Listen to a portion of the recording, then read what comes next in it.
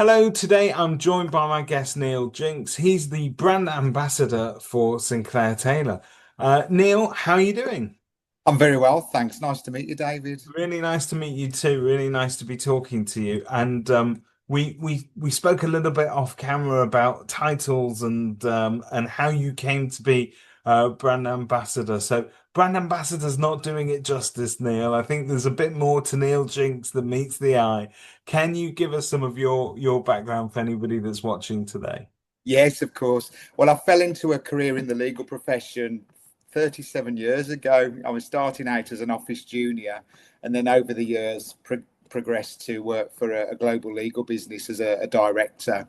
And my career sort of evolved from working in legal operations in debt recovery onto the client management side. And then ultimately, I've sort of become this roving ambassador. And I'd previously worked with Sinclair Taylor as a client, both in my legal career and when I've worked in high court enforcement. So I've known them for many years. So I was delighted when I joined the group and discovered that Sinclair Taylor was one of our group companies because I'm a great fan of what they do. And property has been a key sector for me throughout my career. So I couldn't be in a better place. It sounds like you're the right person at the right time. It is true though. It's important in property. It's not necessarily the glamorous end of the business, I don't think, in terms of debt recovery and the sort of things that Sinclair Taylor may be helping estate agents with on a day-to-day basis. But they're vital, and every bit of these sort of outstanding payments, whether that's fees that are owed to an agency or it's the more nitty-gritty end of things when you're looking at property management and arrears or tenants that may have disappeared with owing arrears. Every agent has got a tale about that, and sometimes it doesn't feel great to turn around to a landlord and go, "Sorry, but there's nothing we can do about that." Because you don't earn money on sorries, you earn money on what you collect and manage, really. And so I think tell us a little bit more about that because I don't think we talk enough about things that agents can do to recover arrears post event, if you like. Exactly. Well, sadly, often people come to us far too late when, it is impossible to collect. And often people don't want to think about worst case scenario and what happens when people don't pay. And what people forget is that really this all starts at the beginning of the relationship. It's all about putting the right foundations in place when you establish that relationship, because the information that you obtain at the front end can be vital at the back end when you're in a recovery situation. So it's, know your customer, know your tenants from the outset in terms of who they are, what their date of birth is, everything that you can establish about them. It's so important, to know them and to sort of screen them at the front end. So, obviously, most agents will be well versed in going through a screening process, but I know from personal experience that's not across the board. So, a company like Sinclair Taylor, being part of a wider group with our own online platform for credit checking, for example, and our own trace and data business, data source, data trace, we can help the agents to carry out those inquiries. For example, as well as tracing people, we've also got the facility to confirm people's employment status. So God forbid you were in a recovery situation and obtained a county court judgment. We could confirm someone was in full-time employment, and you could go for an attachment of earnings order, for example. And just knowing that someone's in full-time employment is important, isn't it? To know that they've got the means to pay that rent from the outset. Yeah, I suppose it's sort of it will inform the decisions that we make either up front at the outset, but also further on down the line. How can you advise your client without knowing what you're dealing with? So lots of people say, "Well, I can't pay," and are you taking them at their kind of their word? Are you doing any better than that? Are you actually checking their circumstances as well? So I think that that's important. So really, Neil, what you're saying is there's some upfront work that can be done by agents before it gets to you guys, if you like, where they can actually sort of mitigate or reduce the chances of things going wrong, but also set it up for the best possible outcome if it does go wrong. So almost planning for a worst case scenario. Exactly, be prepared, and have a checklist, for example, at the front end of all the information you need to capture to make the best of that tenancy going forward. Take up references, of course, and particularly from if they've been in rented property previously, from former landlords as well. And how can you secure your position? For example, you might be dealing with a youngster who's just left university into the first job on probation, and you might feel, based on their credit history, that they need a guarantor, and Yeah, parents are quite happy to act as that guarantor. So further down the line, God forbid, tenant loses job, has no means to pay on minimal benefits, you can then call upon the parents under the guarantee to pay the outstanding rent. So again, you've secured your position by doing that. There are rent insurance schemes these days as well, which also can give you some peace of mind yeah. that in worst case scenario, the insurance policy should pick up the rent. So let's assume, Neil, that I mean those are all really sort of practical tips that agents can go away and kind of work into their processes if they haven't already got them in place. And I tend to find that sometimes the way that we learn is by things going wrong. And so, we our processes and systems are sometimes built on not necessarily forward planning, but it's retrospective learnings Exactly. about what's Yeah. gone wrong and say, oh, now we need to put something in place for that in case that happens again. Yeah. For any agents that are out there that may be watching this and haven't done the work up front, and but they find themselves in a sticky situation trying to sort of either trace people or recover amounts, and in a situation that's going or gone wrong, you can also help them in those circumstances as well. We really do. We're all about adding value to the relationship. So it's not just going through a formal process. We're here to add value by, giving informal ad hoc advice to our clients, which can, be really valuable in the long run. And you're right that often it's when people get their fingers burned. It's a tough lesson, isn't it? But you never forget that you've gone through that situation, and that's often when people put things in place to protect the business from going through that time and time again. And coming from a legal background, it goes without saying that ensuring that you've got a clear and legally enforceable tenancy agreement is crucial. But even today, you still see tenancy agreements that are not fit for purpose. They're not legally enforceable. On the commercial side, for example, prime examples where you see people have entered into agreements with the wrong legal entity. Yeah, So your tenant is actually John Smith Birmingham Limited, and the tenancy agreement's just in the name of John Smith. So you could get all the way up to a legal process when your legal proceedings are inaccurate and could be struck out.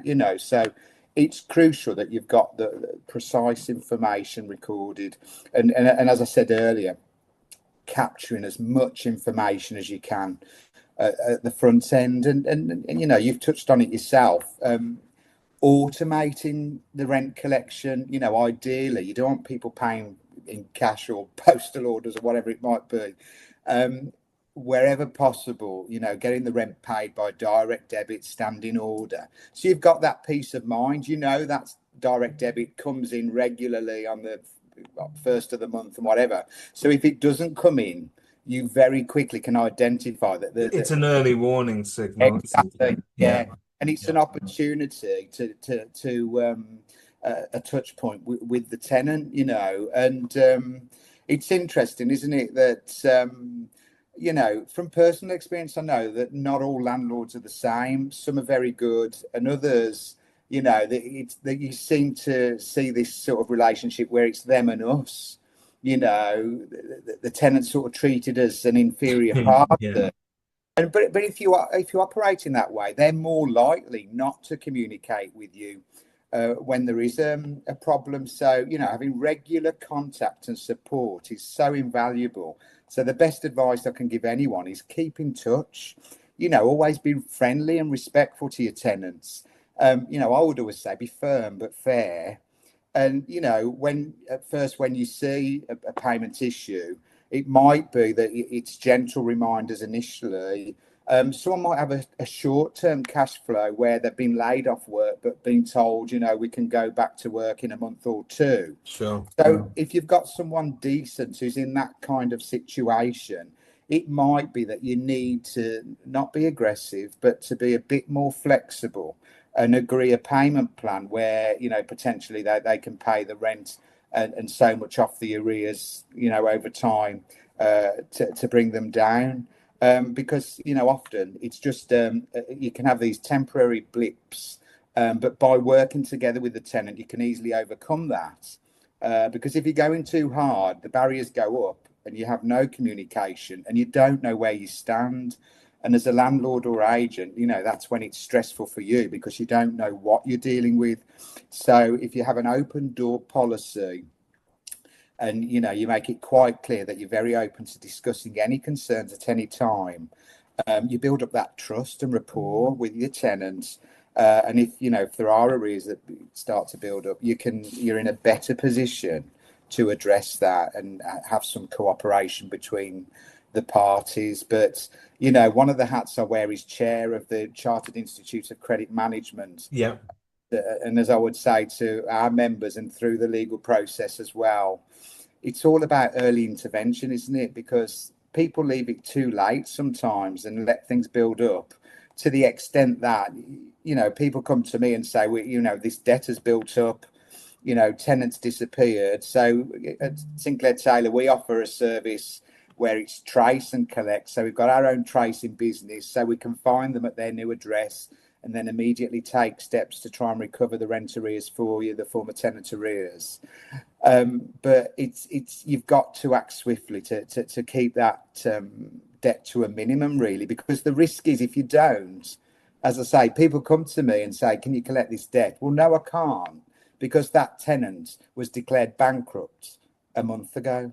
Yeah. And when you look at the rent statements, they could have acted much sooner and potentially recovered the debt. I, So, I think that message about communication, yes, it's great practice to stay in touch with your tenants, and obviously in a way that remains professional yet compassionate to a certain extent. I think to a couple of things I picked up on there. You mentioned the word postal order, which I've not heard for ages.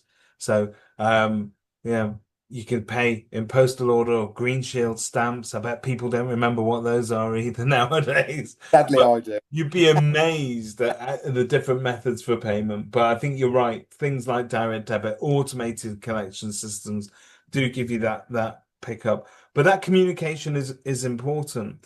But beyond that kind of client communication that you're giving, so communication with your landlord or communication with a tenant, it's also important to realize you're not alone. So rather than you fiddle your way through it and fumble your way through it, and then 6 months later realize that, yes, as you say, you've got a tenant that's been declared bankrupt and there's nothing that you can do or say about it, reach out to a professional earlier. So if you have a conversation with Sinclair Taylor earlier, then great. If you're having a conversation with them before a problem's even arisen and just go, we need some advice on our contracts. We need to make sure that we've got the right wording in here. We've got the right processes in place. It makes not only Sinclair Taylor's life easier, but it adds value for everybody as part of this relationship. But if you realize that you're not operating in a vacuum and that there are people that can help you at an earlier stage, you know what you're doing because you're Exactly. getting proper Yeah. professional advice. And it extends. We talked earlier about the tenancy agreement itself and ensuring that that's legally valid. But when it comes to potentially looking towards evicting someone, And often you'll see people issuing notices without seeking proper advice. So we're here to help you and guide you through that process, because there's nothing worse, again, than going through a legal process and establishing that the landlord has issued improper notice. So it's no longer valid, and you can't proceed to an eviction, for example. So it's having all your ducks in order, and peace of mind for everyone, all stakeholders, isn't it, at the end of the day? Yeah, no, no, absolutely. And it's an invaluable service, and some the agents I get to do some lovely parts to my job. Is yes, I speak to people like you who are natural brand ambassadors, but I also get to speak to the agents that have been using it and benefiting from the service as well. And the feedback that you get is really when it comes to things like Sinclair Taylor's service is that it's peace of mind. It's just reassuring to know that you have someone fighting your corner, but you've also got like it gives you a kit bag of resources that you yourself don't have. So you can turn around to a landlord and not just say, I'm sorry, but tenants absconded and we're not going to be able to help with this. And it's always a very awkward conversation to have. But to be able to say, no, this doesn't end here. We're going to do everything that we can. We have a professional service that is running to try and find and trace and I think that makes the agent seem well connected, but also it, in terms of processes and procedures, that to be honest is best practice, isn't it? Yeah, exactly. And I mean, having worked with a business previously, when I worked in High Court enforcement, I know the founders and the staff have come from a background of working in property and estate agents and whatever. I think it's really important that you're dealing with professional advisors that have got your sector expertise. They've been there, they understand your sector. And if you look on the Sinclair Taylor website, you'll probably see a whole load of testimonials. We work with a number of leading names on the high street that people will recognise, some of the biggest names. Yeah. So we understand the sector. And you'll also see from the website that there's a whole range of ancillary services. So we can support you with every aspect, really, even when it comes to evicting tenants, as a last resort. I mean, obviously, a legal process, having come from a legal background, I'd always say to people, you only really want to get into that as a last resort because, one of the other hats I wear is I'm vice chair of the Civil Court Users Association, where we lobby for an improved court service. And, that in some areas there are significant delays on obtaining an eviction date. So, for example, you could already have, 18 months of arrears built up. But then what if you've got to wait another 6 months for an eviction date? Yeah. And no guarantee. So that's another 6 months rent that you've lost. No guarantee you're going to recover any of that. So that's going down the county court route. But I touched on the fact that I've worked in high court enforcement, Yeah. and I've done that several times.